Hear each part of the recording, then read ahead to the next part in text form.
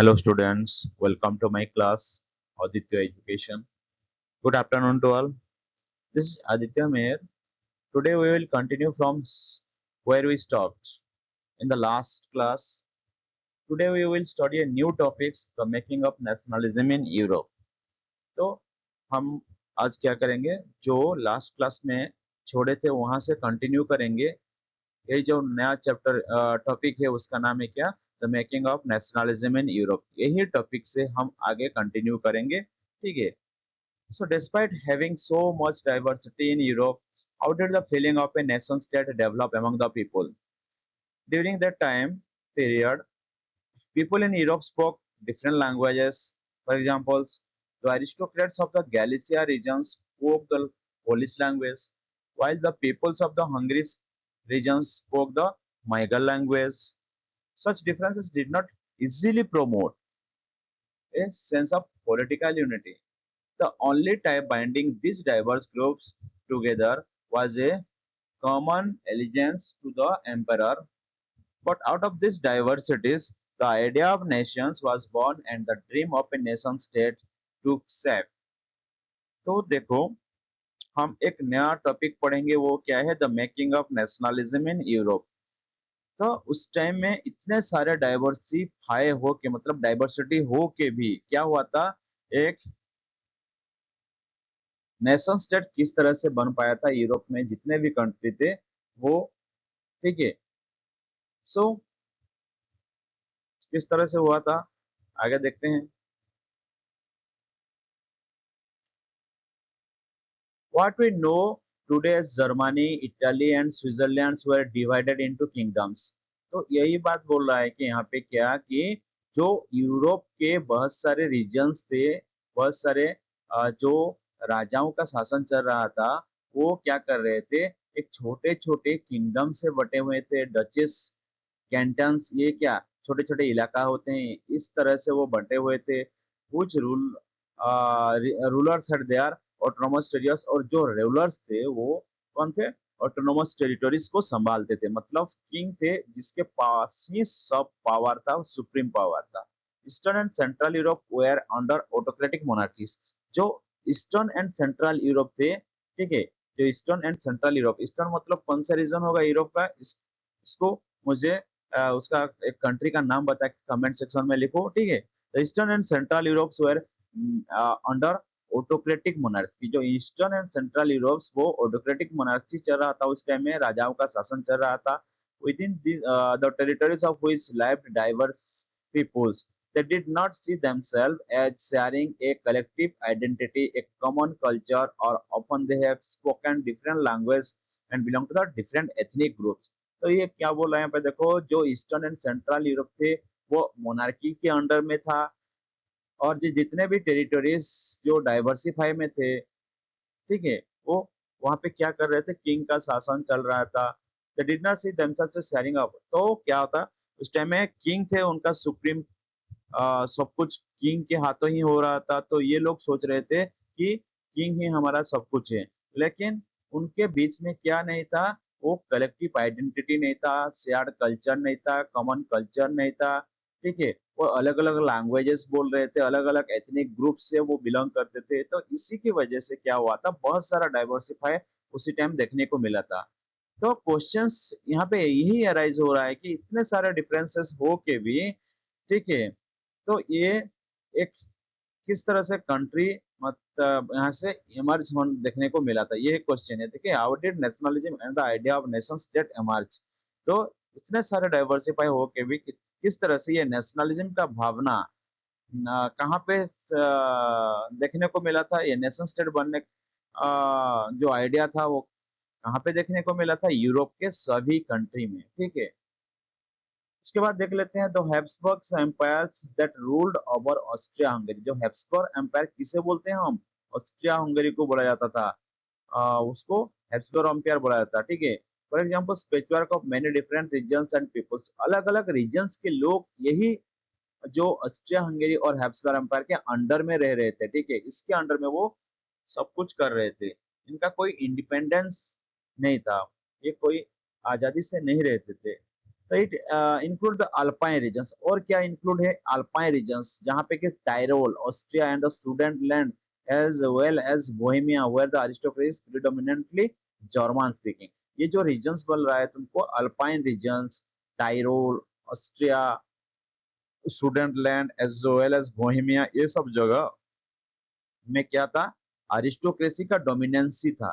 ठीक है, ये लोग जितने भी अलग अलग लोग रहते थे उनको डोमिनेट कर रहे थे, जर्मन स्पीकिंग वाले जितने भी थे उनको डोमिनेट किया करते थे। ठीक है, तो इस तरह से वो डोमिनेट करते थे इसको, जर्मन स्पीकिंग वाले को, अरिस्टोक्रेसी वालों ने। अरिस्टोक्रेसी के बारे में आगे पढ़ेंगे वो कौन थे। ठीक है, it also include the Italian speaking provinces of Lombardy and वेनेटिया।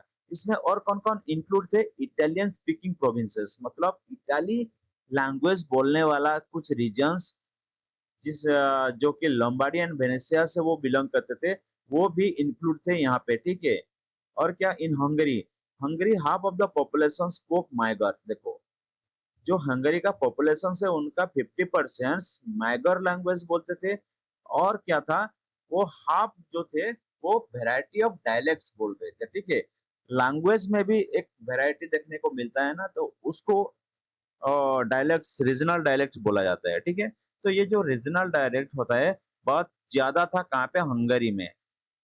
Galicia is the aristocracy spoke police, Galicia the aristocracy spoke police. तो अरिस्टोक्रेसी की जो लोग थे गैलिसिया में, वो क्या बोलते थे, पोलिश लैंग्वेज। पोलिश लैंग्वेज मतलब पोलैंड की लैंग्वेज को पोलिश लैंग्वेज बोला जाता है। ठीक है, तो उसी टाइम में वो पोलिश लैंग्वेज ज्यादातर बोलते थे। Beside this three dominant groups, there also lived within a boundaries of empire a mass of subject peasants peoples, Bohemians and Slovaks to north, Slovens and Canol, Croats in the south, and Romans to the east of Transylvania। तो यही जगह में क्या करते थे ये लोग, dominant group थे। ठीक है, थ्री डोमिनेंट ग्रुप्स थे, तो ये लोग यहाँ पे रहते थे। इनका देखो, जो तुम्हारा जर्मन स्पीकिंग रीजन्स कहाँ पे है, ये जगह है German speaking regions.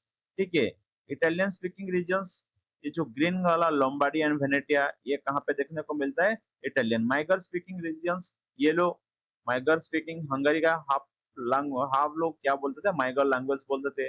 Polish speaking language, Poland का कौन सा है, ये गैलिसिया रीजन्स, यहाँ पे पोलिश बोला जाता था, और यही भी रीजन्स, और अदर पीपल्स भी थे यहाँ पे जो अलग अलग लैंग्वेज बोल रहे थे। ठीक है, तो इतने सारे डाइवर्सिफाई हो के भी किस तरह से एक नेशनलिज्म का भावना और द नेशन स्टेट बनने का जो आइडिया बना था, वो किस तरह से आया था, उसके बारे में हम आगे स्लाइड्स में पढ़ेंगे। ठीक है, समझ में आया इस तक, यहाँ तक जिसको भी समझ में नहीं आया मुझे वो क्या करोगे, मुझे डायरेक्ट वो कमेंट सेक्शन में पूछ सकते हो। ठीक है, इसके बाद नेक्स्ट टॉपिक है the aristocracy and the new middle class. ये अरिस्टोक्रेसी कौन थे इसके बारे में इसी स्लाइड में हम पढ़ेंगे। तो अरिस्टोक्रेसी थे कौन, अरिस्टोक्रेसी थे ये लैंडेड अरिस्टोक्रेसी थे, मतलब इनके पास ज्यादातर जमीन रहता था, और जिसके पास जमीन होगा वो क्या होगा, पावरफुल होगा। इसके पास ज्यादा पैसा है, ज्यादा सब कुछ ज्यादा है, तो ये क्या करेंगे, यहाँ पे डोमिनेट करेंगे। ठीक है, उसके बाद एक न्यू मिडिल क्लास के बारे में दिया गया है कि जो पोर लोग होंगे वो क्या करेंगे, आगे जाके मिडिल क्लास में कन्वर्ट हो जाएंगे। किस तरह से, आगे पढ़ते हैं। एक पावरफुल अरिस्टोक्रेसी, तो जो अरिस्टोक्रेसी के लोग थे वो कौन थे, पावरफुल अरिस्टोक्रेसी। क्यों पावरफुल थे, क्योंकि सोशियली एंड पॉलिटिकली जो लैंड था किसके पास था, अरिस्टोक्रेसी के पास था। और dominant class on the continent, वो लोग थे डोमिनेंट क्लास, कॉन्टिनेंट की डोमिनेंट क्लास थे। ठीक है, क्यों डोमिनेंट क्लास होंगे, क्योंकि यहाँ पे पावरफुल की बात चल रही है ना, जिसके पास पैसा होगा तो उसके पास सब कुछ है, तो डोमिनेट कर रहे थे ये लोग किससे, हमारे जो अरिस्टोक्रेसी के लोग, पुअर पीपल को। ठीक है, उसके बाद देखो united by a common way of life, एक कॉमन वे ऑफ लाइफ को ये देखे थे, तो किस तरह से,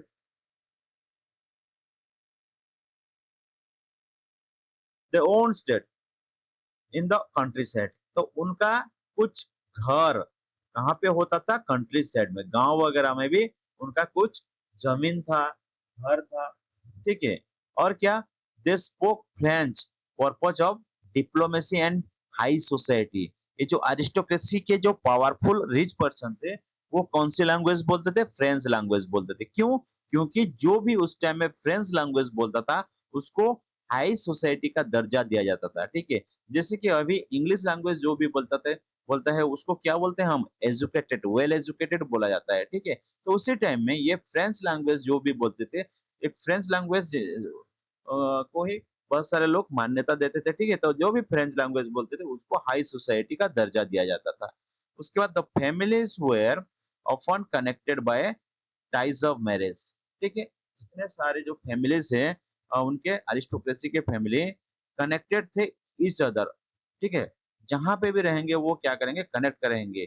मतलब समझ में देखो, ऐसे समझो, जो जर्मन में कुछ अरिस्टोक्रेसी है, कुछ गैलिसिया में चले गए, तो ये जो अरिस्टोक्रेसी के बीच में अलग अलग रीजन्स में रह रहे हैं ना, तो इसको वो कनेक्ट करके रहते थे, क्योंकि वो आगे जाके क्या करेंगे यहाँ पे, उनके साथ मैट्रिमोनियल अलायंस भी होगा, मतलब उनके साथ फैमिली, और जो फैमिली रिलेशनशिप भी होगा, ठीक है? This powerful aristocracy however numerically small group, देखो, ये जो पावरफुल जो अरिस्टोक्रेसी लोग थे, वो नंबर में बहुत कम ही थे, ज्यादा नहीं थे, ठीक है? लेकिन सबसे ज्यादा कौन थे? सबसे ज्यादा थे पिजेंटरी, जो स्मॉल फार्मर्स थे, ठीक है? ये लोग सबसे ज्यादा थे।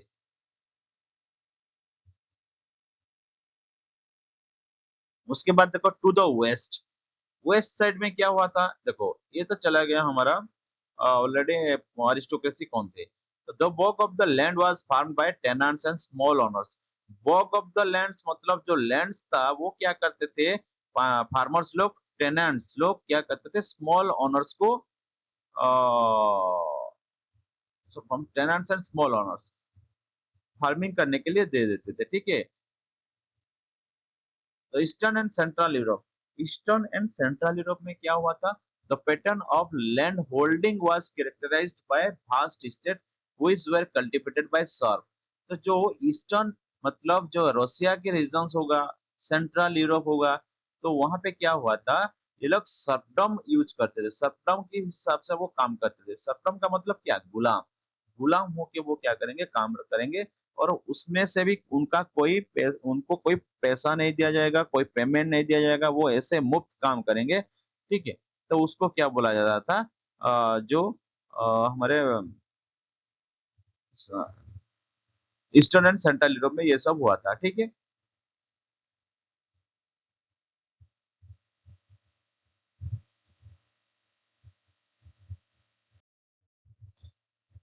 नेक्स्ट स्लाइड में देख लेते हैं क्या है। Industrialisation, new classes and the idea of national unity. Industrialisation, new classes and the idea of national unity, इसका मीनिंग क्या है?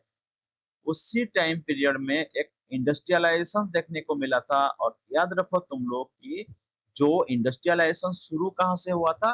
पहले इंग्लैंड से, ब्रिटेन से शुरू हुआ था, ठीक है?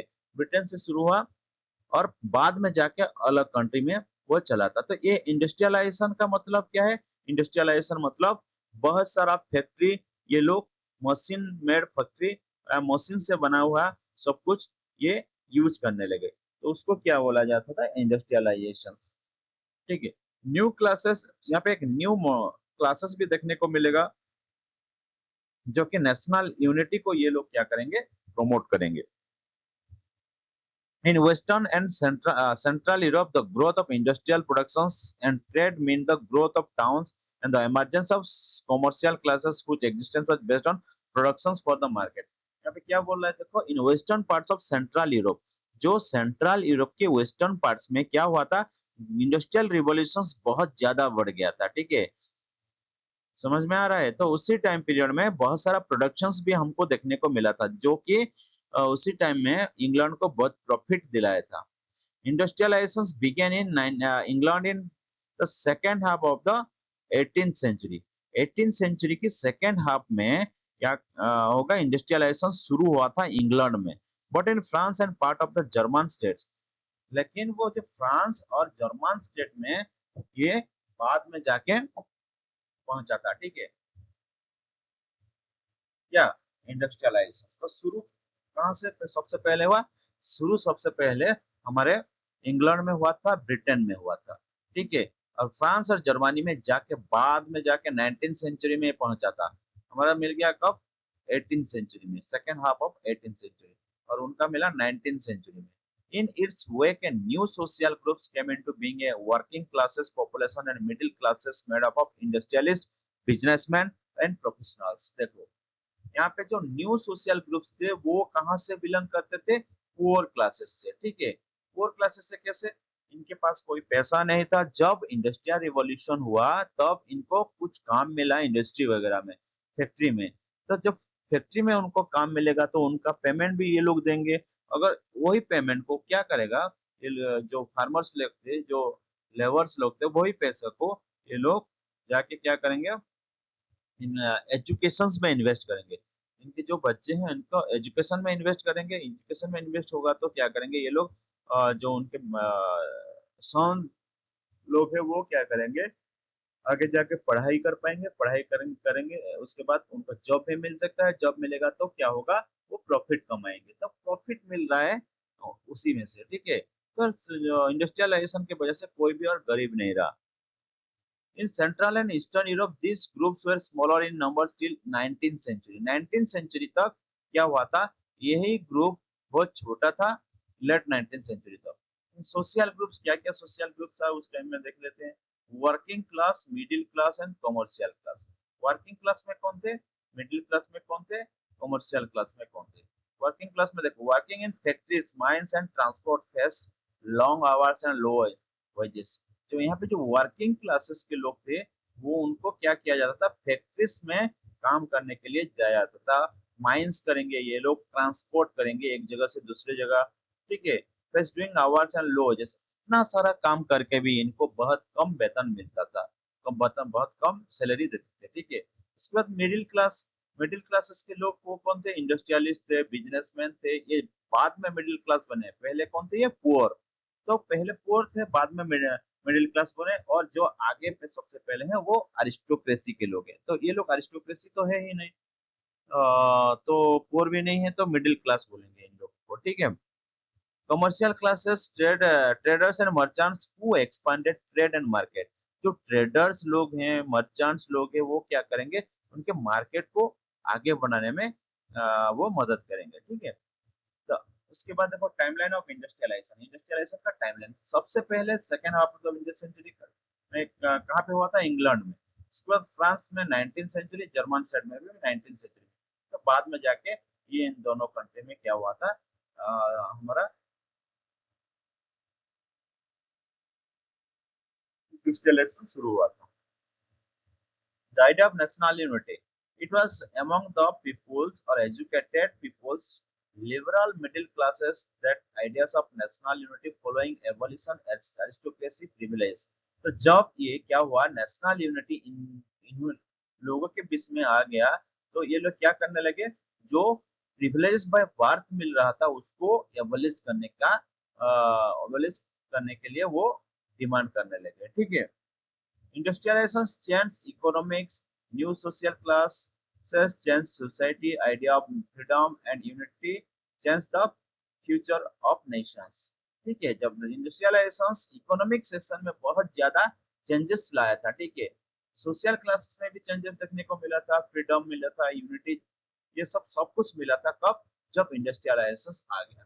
समझ में आया? ओके, नेक्स्ट देख लेते हैं क्या है। व्हाट डिड लिबरल, लिबरल लोग कौन थे, नेशनलिज्म स्टैंड फॉर, वो क्या समझ होता है nationalism, what did liberal nationalism stand for. तो लिबरल नेशनलिज्म का मीनिंग क्या है, इसके बारे में हम देख लेंगे। लिबरल्स मतलब वो है, लिबरल्स किसे बोलते हैं, लिबरल्स बोला जाता था तुमको, तुम्हारे जो फ्रीडम को।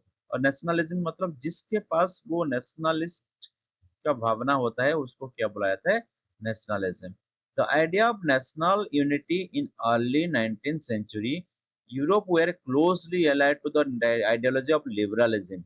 The term liberalism derives from the Latin root liber। तो ये जो लिबरलिज्म का मीनिंग क्या है, लिवर मतलब लिबर, उसका जो रूट नेम है लिबर, इसका मीनिंग है फ्री। तो लिबरलिज्म का मतलब क्या होगा, फ्रीडम। तो फ्रीडम के लिए इनको, ठीक है, क्या गया है, the for the new middle class liberalism stood for freedom for the individual and equality all before the law. तो इनका डिमांड क्या था, इनका जो वो क्या बोलते थे, जो मिडिल क्लासेस के लोग वो बोलते थे कि इनको फ्रीडम चाहिए, इंडिविजुअल फ्रीडम चाहिए, इक्वलिटी बिफोर द लॉ, मतलब सभी लोगों को समान अधिकार मिलना चाहिए। तो ये जो कौन थे, जो मिडिल क्लासेस के लोग थे वो इसका इस तरह से डिमांड कर रहे थे। तो ये जो फ्रांस में देखो इस तरह की क्या हुआ था, पिक्चर ऑलरेडी बना था, लिबर्टी इक्वलिटी फ्रेटर्निटी का नारा ये लोग दिए थे, ठीक है। ये पेट्रियटिज्म का साइन था, ठीक है। गवर्नमेंट बाय कंसेंट, और क्या है government by consent. Government by consent का मतलब क्या है, देखो गवर्नमेंट बनाएंगे लेकिन किसके हिसाब से बनाएंगे, कॉमन पीपल के हिसाब से, कॉमन पीपल को कंसेंट करेंगे देन वो गवर्नमेंट चलेगा आगे। तो इस तरह की गवर्नमेंट वो चाहते थे, किसी कौन लोग, liberal, sorry, new middle classes के लोग। उसके बाद अगेंस्ट ऑटोक्रेसी एंड प्रिविलेजेस, जो ऑटोक्रेसी चल रहा था वही ऑटोक्रेसी को बंद किया जाएगा, एंड प्रिविलेजेस जो मिल रहा था, बर्थ बाय प्रिविलेजेस, कोई भी राजा है तो उसका भी बेटा क्या होगा, राजा होगा, इस सबको यहाँ से उठा दिया गया। Since the French Revolution, liberalism had stood for the end of autocracy and clerical privilege. जब फ्रेंच रिवॉल्यूशन शुरू हुआ था, लिबरलिज्म क्या का मीनिंग क्या था उस टाइम में, जब था ऑटो, मीनिंग क्या था कि ये लोग ऑटोक्रेसी को एंड कर देंगे और क्लोरिकल प्रिविलेज को भी एंड कर दिया जाएगा, ठीक है। तो ये सब था। उसके बाद और क्या पॉइंट था, एक कॉन्स्टिट्यूशन एंड रिप्रेजेंटेटिव गवर्नमेंट। एक कॉन्स्टिट्यूशन बन पाएगा, उसके बाद जो गवर्नमेंट होगा तो रिप्रेजेंटेटिव गवर्नमेंट होगा। रिप्रेजेंटेटिव गवर्नमेंट मतलब क्या, लोग क्या करेंगे, इलेक्शंस के थ्रू इन लोगों को चुनेंगे और उन्हीं के हिसाब से, कॉमन पीपल के हिसाब से वो गवर्नमेंट चलेगा, ठीक है। वही रिप्रेजेंटेटिव गवर्नमेंट। तो इसको भी बाद में क्या कर दिया गया, अलाउ कर दिया गया था। Inviolability of private property, private property को जो इनवाइबिलिटी मिल रहा था, इनवाइबिलिटी मतलब जो private, 19th century liberals also stressed the inviolability of private property. Liberal nationalism stood for freedom, equality, consent, rights and representative government, ठीक है, यहाँ तक समझ में आया, okay. Equality before the law, इनका डिमांड क्या था, जो वुमेन्स लोगों का, equality before the law but not equal political rights. देखो ये जो equality before the law but not equal political rights, आइन के सामने सब कुछ, सब लोग सेम है, तो ये था इनका नारा। लेकिन वो एक्चुअली में पॉलिटिकल राइट्स इनको नहीं मिल रहा था, इक्वल राइट्स नहीं मिल रहा था। Yet equality before the law had not necessarily stands for universal suffrage. Equality before the law न होने के कारण क्या हुआ था, ये लोग यूनिवर्सल सफरेज, वोटिंग राइट्स को, सॉरी वोटिंग राइट्स इन लोगों को नहीं मिल रहा था। Equality before the law did not necessarily stand for universal suffrage. तो इक्वालिटी बिफोर द लॉ एक सफिशिएंट चीज नहीं है जो कि हमारे जो वोटिंग राइट्स को वो क्या कर सकता है, फुलफिल कर सकता है। You will recall the revolutionary France, which marked the first political experiment in liberal democracy. The right to vote to get elected was granted exclusively to property owning men. तो ये हम जो फ्रांस के revolution के time हम पढ़े थे क्या, कि 1791 में एक नया कॉन्स्टिट्यूशनल मोनार्की बनेगा और वही कॉन्स्टिट्यूशनल मोनार्की क्या करेगा, आगे चलाएगा, मतलब कॉन्स्टिट्यूशन रहेगा, उसके नीचे किंग होंगे। तो इस तरह से वो चला रहे थे, ठीक है। तो यहाँ पे जो राइट टू वोट उसी टाइम में चल रहा था जो फ्रांस में, उसका exclusively to property owning man, जिसके पास प्रॉपर्टी होगा वही वोट दे पाएगा बोल के ये सब कुछ उस टाइम में लॉ बना था। Man without property and all womens were excluded from political rights. So देखो, जो मैन उनके पास प्रॉपर्टी नहीं होगा और ऑल वुमेन्स मिलके वोट, पॉलिटिकल राइट से उनको मतलब उनको पॉलिटिकल राइट्स दिया नहीं जाएगा, ठीक है। जैसे कि कोई भी आएगा प्रॉपर्टी, राइट टू प्रॉपर्टी दिखाएगा, ऑल वुमेन्स बहुत अलग अलग वुमेन्स थे, इनको क्या राइट्स ही नहीं दिया जाता था, voting rights, political rights. Only for a brief period under the Jacobins did all adult males enjoy suffrage only for a brief period under the Jacobin did. लेकिन क्या हुआ था देखो, जो जैकोबिन्स उस टाइम में चल रहा था, रेन ऑफ टेरर का टाइम, उनके जो हेड थे मैक्सिमिलियन रॉबिस्पियर, वो क्या कर रहे थे, एक टाइम पीरियड, जो छोटा टाइम पीरियड मिल के उस जो हुआ था जैकोबिन क्लब्स का टाइम, उसी टाइम में एडल्ट मेल्स को कुछ वोटिंग राइट्स मिला था। कहाँ पे? जो हमारे जैकोबिन क्लब्स थे, जैकोबिन क्लब्स में उनको कुछ एडल्ट मेल सफरेज मतलब वोटिंग राइट्स कुछ टाइम तक मिला था, जब तक ये कर रहे थे, ठीक है। However, the Napoleonic Code went back to limited suffrage and reduced women to the statute of minor। तो नेपोलियनिक कोड में वहां पे देखने को मिला है, उसमें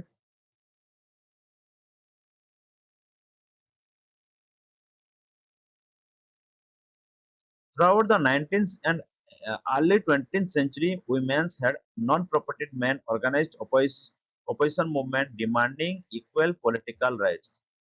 सो इनका जो क्या था, throughout the 19th century and early 20th century, 19th century and early 20th, women and propertied non propertied men organised opposition movement demanding equal rights. तो ये लोग जो उनको नहीं मिल रहा था उनका राइट्स, क्या जो जिसके पास प्रॉपर्टी नहीं है, वो पोर है, उनको वोटिंग राइट्स नहीं मिला था, तो उनका डिमांड था क्या, हमको भी इक्वल पॉलिटिकल राइट्स चाहिए बोल के ये लोग डिमांड कर रहे थे, ठीक है। So the fight for equality, देखो इक्वलिटी के लिए, जस्टिस के लिए ये लोग क्या कर रहे हैं, फाइट कर रहे हैं। Women demanded the right to vote claiming equal citizenship. Workers and non propertied mans fought for political representation and fair rights. तो इस तरह से क्या हुआ था, फाइट कर रहे थे ये लोग इक्वलिटी के खिलाफ, ठीक है। इक्वलिटी, फर्टर्निटी एंड, और एक क्या है, वो the promote of equality become real only when people invited to demand their rights। the promote of equality became real, तो उस टाइम में उनका डिमांड था ये, क्या क्या डिमांड था कि उनको भी पॉलिटिकल राइट्स मिले, ठीक है। पॉलिटिकल राइट्स मिलेगा तभी क्या करेंगे, वो रिवॉल्यूशन करना छोड़ देंगे, ठीक है। इस तरह से वो पॉलिटिकल राइट्स के लिए क्या कर रहे थे, हमारा कर रहे थे, ठीक है। उसके बाद liberalism in the economic sphere, liberalism state for freedom of market. तो इकोनॉमिक स्फीयर में इसको देखेंगे तो इसका मीनिंग अलग होगा, जिसको कि क्या बोलेंगे, इकोनॉमिक्स, इकोनॉमिक्स का कुछ यहाँ पे होगा भी, ठीक है। तो liberalism stood for freedom of markets. Liberalism को सिर्फ लॉ के हिसाब से क्या फ्रीडम फ्रीडम नहीं मिला है, इसको फ्रीडम मिला है, मार्केट पे भी फ्रीडम मिला था, ठीक है। And the abolition of state imposed restrictions on the movement of good and capital. तो जो एबोलिशन, क्या क्या एबोलिशन के, जो state impose restrictions on the movement of goods and capital, कोई भी एक जगह से दूसरे जगह जाएगा तो उनको क्या पड़ रहा था, टैक्सेस बहुत ज्यादा देना पड़ता था। तो ठीक है, during the 19th centuries this was a strong demand of the emerging middle classes. तो ये 19th सेंचुरी में उनका स्ट्रॉन्ग डिमांड क्या था कि ये जो नया इमर्जिंग मिडिल क्लासेस थे, वो यहाँ पे उभर के आए थे, ठीक है। यहाँ पे देखो, मर्चेंट्स ट्रैवलिंग 1833, 1833 में क्या हुआ था, हैमरबर्ग टू नुमेरबर्ग तक जा रहे थे, उनको सेलिंग करने के लिए गुड्स दिया गया था। Would have to pass through 11 custom barrier. तो वहां से जाएंगे, इस तरह से जाएंगे वो, जाने से एक ही जगह में 5% वो क्या करेंगे, उनका कमाई का दे देंगे। तो टोटल 11 बैरियर, कस्टम बैरियर था, इस तरह का 11 बैरियर था। हर जगह में वो उतर के क्या करेंगे, 5% देंगे, तो 55% ऐसा ही चला जाएगा। तो इस तरह से वो क्या हुआ, जो इसीलिए वो एक यूनियन बनाए थे जोल्वोरिन, तो उस वो फेल हो गया था, ठीक है। Duties were often levied according to the weight of measurement of the goods. तो ये हमें नेक्स्ट क्लास में देखेंगे कि यहाँ से क्या इकोनॉमिक स्फीयर में इनका क्या प्रॉब्लम हो रहा था, ठीक है। ये जो जा रहे हैं, इनको जाने आगे जाएंगे, यहाँ पे 5% कस्टम्स ड्यूटी दे के जाएंगे। उसके बाद इस तरह से 8 आगे जाके 11 कस्टम बैरियर है, जो कि क्या करेगा, इसको इकोनॉमिकली इफेक्ट करेगा। ठीक है, तो इसको हटा के क्या करेंगे, एक ही हमारे देंगे। ठीक है, सो नेक्स्ट क्लास में देखेंगे। आज इतना ही। ठीक है, थैंक यू।